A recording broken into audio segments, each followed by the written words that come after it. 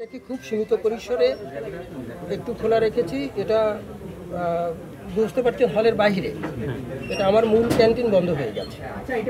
এটা মূলত হয়তো বন্ধ হয়ে যাবে কালকে পরশু, এরকমই একটা অবস্থা। ছেলেরা ম্যাক্সিমাম চলে গেলে বন্ধ হয়ে যাবে। এর দিকে আমার একজন সিকিউরিটি ফোন করেছে। আমি তখন আসলে একটা বাইরে ছিলাম, ডক্টরের অ্যাপয়েন্টমেন্টে ছিলাম কাছেই।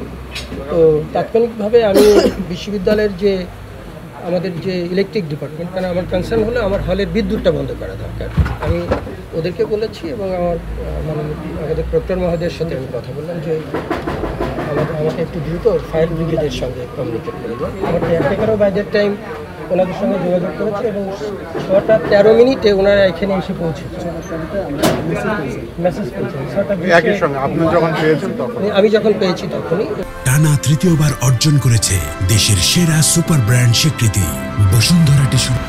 6:30 সময় আমরা খবর পাই যে ঢাকা বিশ্ববিদ্যালয়ের বিজয়ক্ষেত্র হলে আগুন লেগেছে।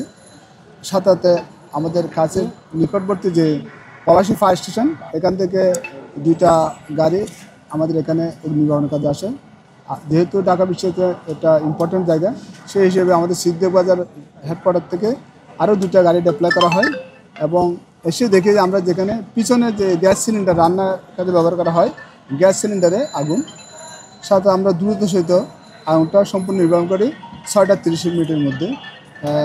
এখানে একটা ইম্পর্টেন্ট বিষয় হলো যে গ্যাস লাইন, যে গ্যাসের সিলিন্ডারে পরিবর্তন করার সময় যেহেতু ওখানে কোনো একটা লিকেজ হওয়ার সম্ভাবনা থাকে, গ্যাস বের হওয়ার একটা ঝুঁকি থাকে, পাশাপাশি রান্নার কাজ চলতেছিল, যে আগুনের সংস্পর্শ হওয়ার সাথে এখানে আগুনটা ধরে যায়। তো সেক্ষেত্রে আমাদের পরামর্শ হলে যখন আমরা যখন এটা যখন কানেকশন দেবো, সেক্ষেত্রে আসা যেন কোনো আগুনের সংস্পর্শ না আসে। আমরা যদি আগুনটা নির্বাহন করে ফেলি, আর কোনো হতাহত আমরা কোনো খবর পাই নাই, তেমন কোনো আর সমস্যা হয়নি। শুধুমাত্র গ্যাস সিলিন্ডার আগুন ছিল, আশেপাশে কিছু রান্নার কাজে ব্যবহৃত চাউল এবং তৈরি সেখানে আগুন লাগছিল।